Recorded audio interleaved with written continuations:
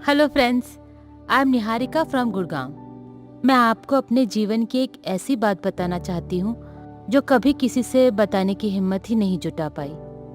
मैं बहुत छोटी थी और बिस्तर गीला करती थी। तब तो घर वालों ने सोचा कि अभी छोटी उम्र है और बाद में सब सही हो जाएगा। लेकिन मैं बड़ी तो होती जा रही थी, परंतु इस समस्या से छुटकारा नहीं मिल पा रहा था। मेरी माँ तो किसी के घर रात को मुझे लेकर रुकती भी नहीं थी। कोई रिश्तेदार घर पर रुकता तो मुझे ऐसे छुपाकर सुलाती थी जैसे मैंने कोई बड़ा अपराध किया है और मुझे पुलिस उठाकर ले जाएगी। मैं कर भी क्या सकती थी। जब गर्मी की छुट्टी में बुआ के बच्चे आते थे तो वो मुझे अपने साथ सोने ही नहीं देते थे। मैं बहुत रोती थी, पर मेरी कोई नहीं सुनता था। उल्टा मुझे डांट मिलती थी। एक बार मैं अपने मामा के घर गई थी और मैंने रात में बिस्तर गीला कर दिया। रात में ही उठकर मैंने बेड पर पानी डाल दिया और सुबह उठकर बोल दिया कि रात में पानी गिर गया। एक बार हम मासी के घर गए थे और रात को मौसी ने मुझे पीने को दूध दिया।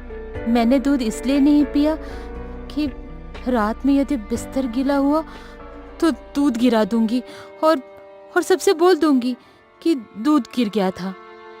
बहुत बार तो कहीं रात में रुकना पड़ जाता था तो मैं रात भर सोती भी नहीं थी। मुझे आज भी याद है जब एक बार मेरे घर में नया बेड आया था तो माँ ने मुझे कई दिनों तक उस पर सोने भी नहीं दिया था कि पेशाब की बदबू हो जाएगी। मेरी माँ मुझे घर की सबसे खराब शीट बिछाने के लिए देती थी और जब मैं थोड़ी बड़ी हो गई तो सुबह उठकर फर्श को भी साफ कराने लगी। घर में दूसरे भाई बहन मुझे बिस्तर मूतनी के नाम से चिढ़ाने लगे थे। स्कूल में भी बच्चों को मेरे बारे में पता चल गया था और वो भी मुझे चिढ़ाते थे। जब एक बार मैं अपनी बुआ के घर गई तो मेरी बुआ को मेरी आदत के बारे में पता था।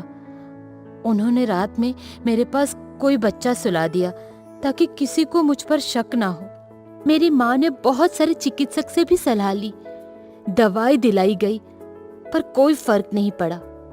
फिर हुआ कुछ यूं कि मैंने नवोदय विद्यालय का एग्जाम दिया और मेरा सिलेक्शन हो गया। घर में सब खुश थे, लेकिन मैं अंदर ही अंदर परेशान थी। घर वालों ने मुझे बहुत समझाया, पर मैं बहुत ही डरी हुई थी। मेरा एडमिशन हो गया और मैं चली गई हॉस्टल में। यूं तो मुझे मेरे घर वालों ने मेडिसिन भी दिलाई थी, लेकिन मैं बहुत घबरा रही थी। शाम को जब मेरा सामान चेक हुआ तो मेडिसिन निकली। मैडम ने पूछा कि ये किसके लिए है, तो मुझे बताने में शर्म आई और मैंने बोल दिया कि कमर दर्द के लिए है। मैडम ने तब तो मुझे छोड़ दिया। फिर रात हो गई और सब सो गए। मैं करवटें बदलती रही और रात भर बिस्तर गीला होने की चिंता में सो भी नहीं पाई।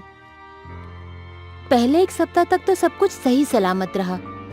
अब मैं थोड़ी चिंता मुक्त हो गई थी, लेकिन एक सप्ताह के बाद मैं सुबह उठी तो देखा कि बिस्तर गीला हुआ पड़ा था और फिर मैं कुछ तरकीब सोचने लगी तो तब तक घंटी बज चुकी थी और असेंबली में जाना जरूरी था। और जब तक वापस आई तो पूरे कमरे में बदबू फैल चुकी थी। सब पूछ रहे थे कि ये बदबू कैसी है और कहां से आ रही है।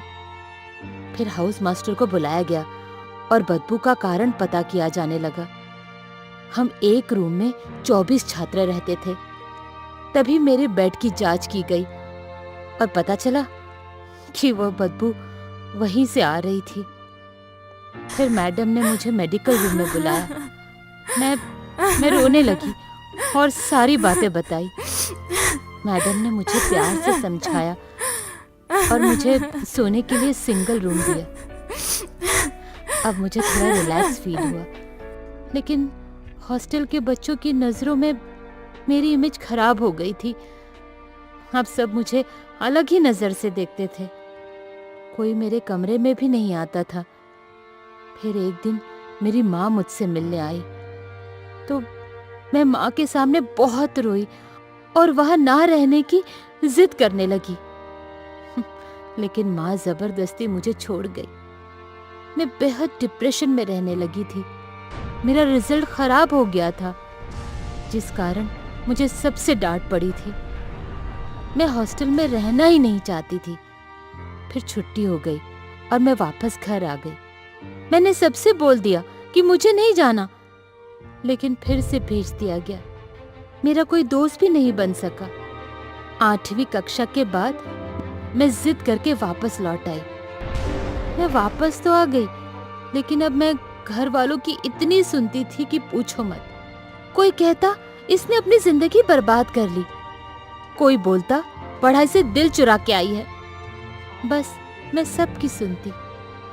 ऐसी ही मेरी जिंदगी चल रही थी। फिर मैं कॉलेज में आ गई।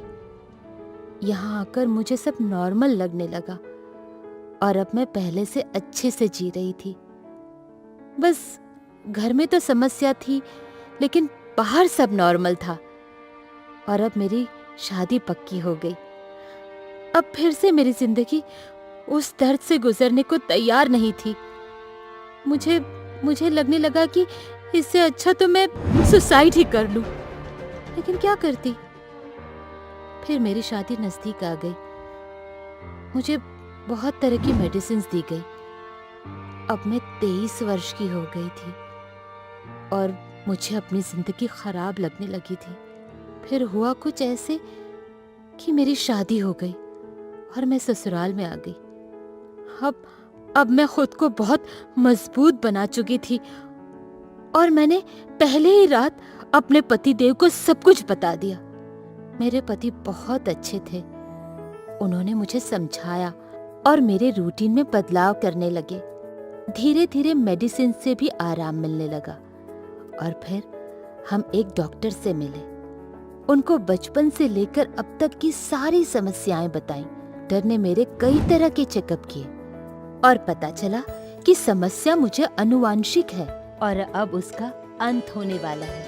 1 साल के अंदर ही मैंने इससे छुटकारा पा लिया और अब मैं बिल्कुल सही हूँ। मुझे अब जिंदगी से कोई शिकायत नहीं है। तो दोस्तों, कैसी लगी मेरी कहानी?